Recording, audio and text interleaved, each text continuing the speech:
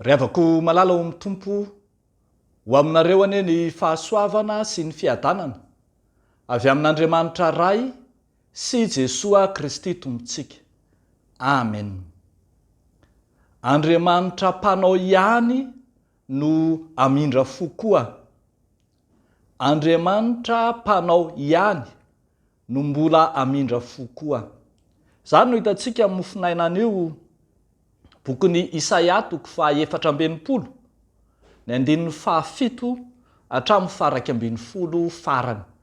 Andeha hovakitsika amin'ny anaran'ny Tompo zany teny izany manao hoe: fa ankehitriny Jehova rainay ianao, izahay dia tanimanga ary ianao no mpanefy anay, ary asan'ny tananao izahay rehetra. Aza dia tezitra mafy loatra Jehova, ary aza dia mahatsiaro eloka mandrakizay. Masina ianao, tsy njovy, fa olonao zahay rehetra. Tonga efitra ireo tanànanao masina, eny tany lava volo Ziona, ary efa lao Jerosalema. Ny tranonay masina sady mendrika, izay nideran'razanay anao dia voadotry ny afo, ary rava ny zavatray mahafinaritra rehetra. Ary mbola mahatsindry fo amin'izany ny zavatra izany ihany va ianao Jehova? Angina va ianao ka ampahory anay mafy loatra? Ray masino, manamasinanay amin'ny fahamarinana, ny teninao no fahamarinana. Amen. Jehova Andriamanitra mpanao ihany no mbola hamindra fo koa. Vavaka izay mamaraparana ny bokin'ny Isaia mpaminany mitodika amin'ilay Andriamanitra pahary mpanao ny zavatra rehetra. Manaiky Isaia mpaminany eto amin'ity soratra masina ity fa voarin'Andriamanitra izy, ary isany nataony tanan'Andriamanitra toy ny tanimanga eo anatrehan'ny mpanefy azy no ilazany Isaia, ny zanak'olombelona eo anatrehan'Andriamanitra. Araka izany, raha misy fahasimbana, raha misy fahapotehana, raha misy faharavan'ny tany, dia ilay Andriamanitra izay mpanamboatra ihany, ilay mpanao hatramin'ny voalohany ihany no mbola hanarina sy hamindra fo aminy ihany koa. Eto mantsy dia ambara fa potika Jerosalema, tanàna masina, ilay voafidin'Andriamanitra.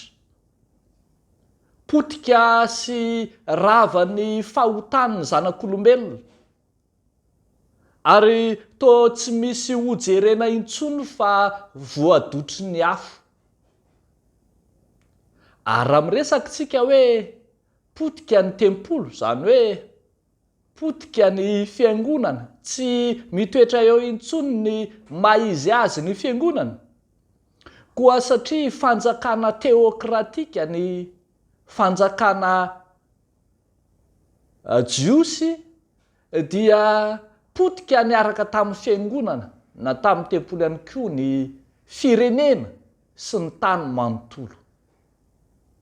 Eo anatrehan'izany faharavana lehibe zany dia ambara fa izay nanao ihany no afaka manamboatra, manarina, eny io no mamindra fo.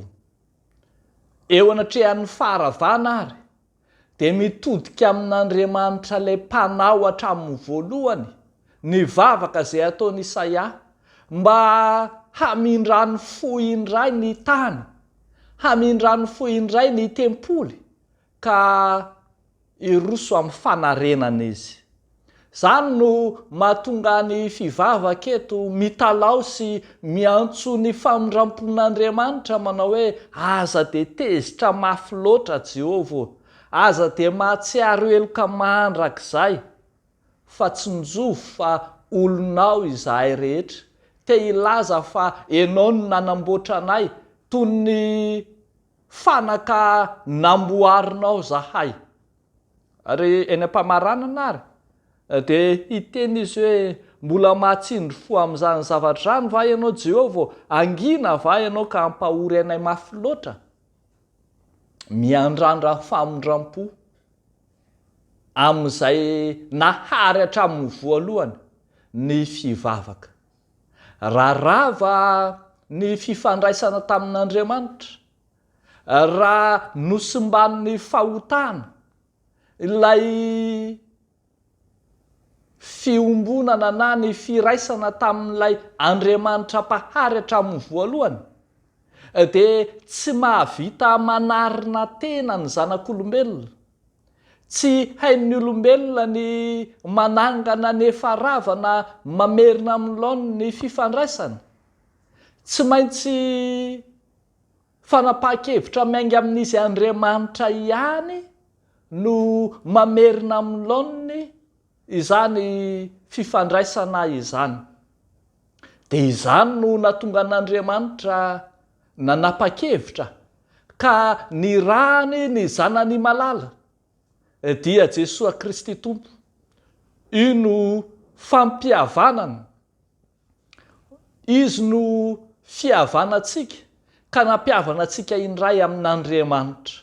Izy no mamerina amin'ny laoniny indray ny fifandraisantsika izay potika amin'Andriamanitra. Ary avako malala ho mitompo, dingana lehibe tsy misy toa azy, tsy manam-paharoa no nataon'Andriamanitra andravona ny fihavanana indray amin'ny olombelona mpanota. Ka raha nanao dingana lehibe loatra toy izany Andriamanitra, ianao indray va no hanosy-botanana ka hanosika hiverina ny fampihavanana ataon'Andriamanitra?